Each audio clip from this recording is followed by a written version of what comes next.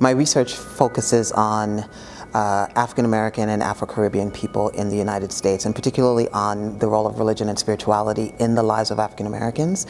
And one of the things that I'm particularly interested in is the role that religion and spirituality play in the lives of urban residing people, particularly people who are living in low-income or under-resourced communities. So a lot of the work my students and I have done have looked at why does someone who can barely afford a meal choose to make a meal available to someone who's hungrier than they are, or they perceive as hungrier than they are. I have a 9-year-old boy who I had interviewed who spends much of his life giving to his mom and his little sisters, and his entire life is organized around that.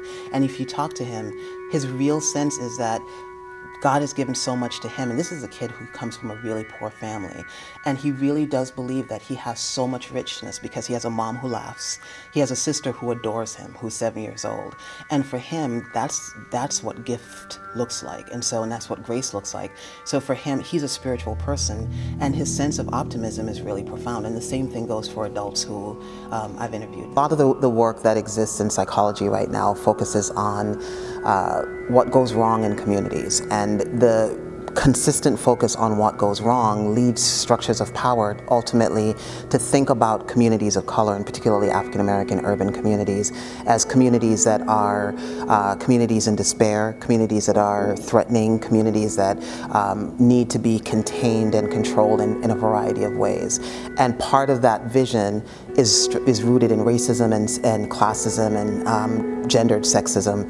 But one of the things that we have a responsibility to own as social scientists is that we're partly responsible for that vision. So because we consistently choose to focus on negative aspects of human development in urban centers, we reinforce this vision that people in urban centers, particularly Black and brown people, are threatening and are problematic and are in need of containment.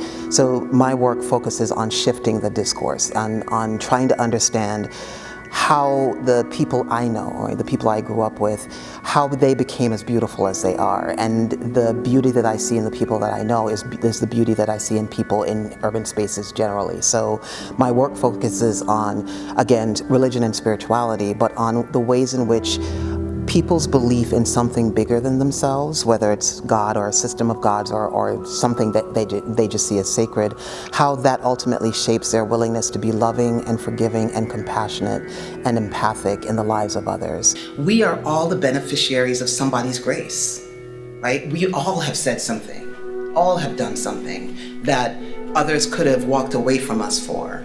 And if they had walked away from us, we would all be patently alone.